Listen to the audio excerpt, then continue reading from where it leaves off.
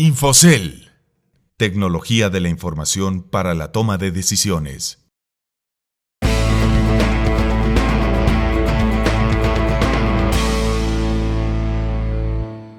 La reforma energética da paso a la transformación de la industria con una repercusión directa hacia el sector y hacia los consumidores con retos diversos y de gran magnitud. Sobre el tema, nos habla Rubén Cruz, líder de Energía y Recursos Naturales de KPMG.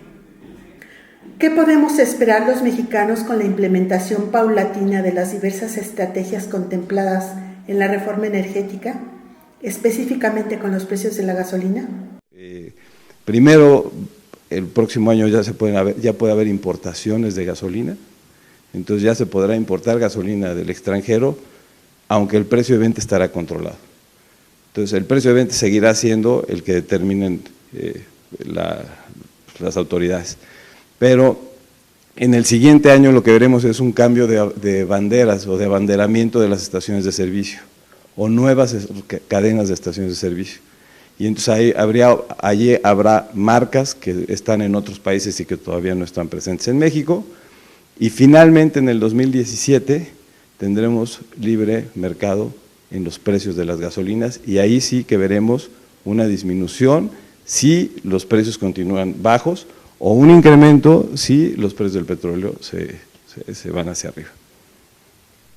¿Cuál es el panorama que le espera a Pemex, ya que reportó en el primer trimestre de 2015 una pérdida de 100.546.3 millones de pesos, 3 veces más de lo que informó un año antes? Lo primero que me gustaría decir es que esas cifras hay que analizarlas por segmentos y no tomar el número. Estamos viendo el número final de un estado de resultados que se compone de varias cosas y que estoy seguro que si lo analizamos paso a paso podemos encontrar sorpresas interesantes. Sin duda hay una pérdida que se incrementa, pero ¿por qué no vemos el comportamiento de las ventas? Hubo un efecto muy importante en los ingresos de Pemex porque los precios bajaron 51% en promedio. Entonces, por un lado, se tuvo menor producción, 7%, poco más de 7% de menor producción, a un precio más del 50% menor. Entonces eso hace que los ingresos disminuyan de manera muy importante. Sin embargo, si observamos el rubro de utilidad bruta y utilidad de operación, en los dos rubros Pemex sale con resultados positivos.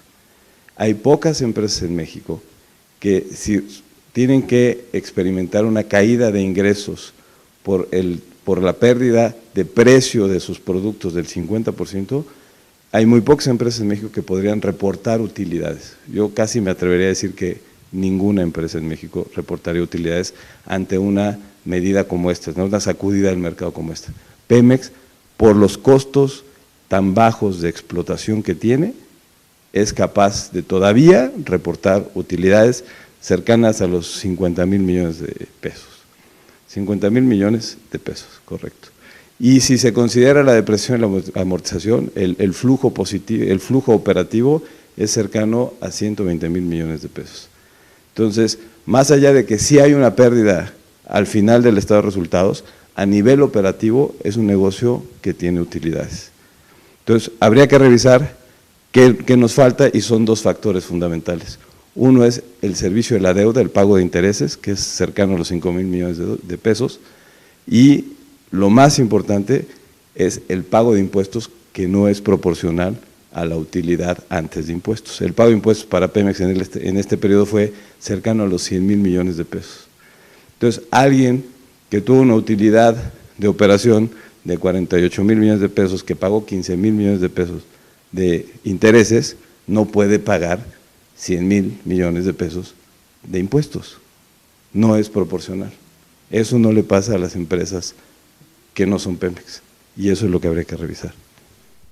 Entonces, Pemex, al ser una empresa productiva del Estado y al ajustar su aporte de recursos a nivel de impuestos, ¿cuál es el reto para el gobierno? El gobierno tiene que buscar mecanismos adicionales para hacerse llegar recursos, y uno de ellos es la apertura del sector, invitando nuevos participantes para incrementar la producción. Entonces, si se incrementa la producción y si hay más jugadores que paguen contraprestaciones por la explotación del petróleo, el gobierno puede recuperar la pérdida de ingresos, tanto por precio como por volumen. Entonces, el caso colombiano es algo que hemos venido analizando, y en la implementación de la reforma energética ellos duplicaron la producción. Entonces, el gran potencial de México es explorar, encontrar nuevos yacimientos y incrementar la producción de manera importante. Con los recortes presupuestales anunciados por la Secretaría de Hacienda, ¿cómo podría Pemex allegarse a recursos para fondear su infraestructura y no limitar sus actividades?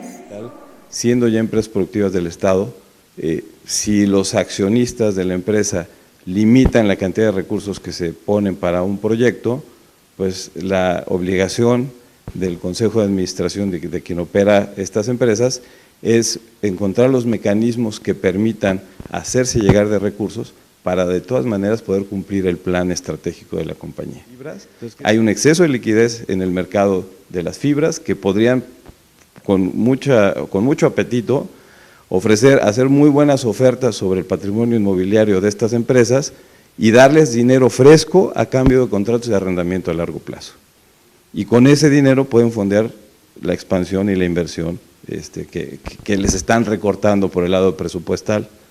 Y por el lado de la infraestructura energética, también hay fondos de pensiones muy grandes que tienen mucho apetito en participar en México. Para Infocel, Clara Valdés Casarín.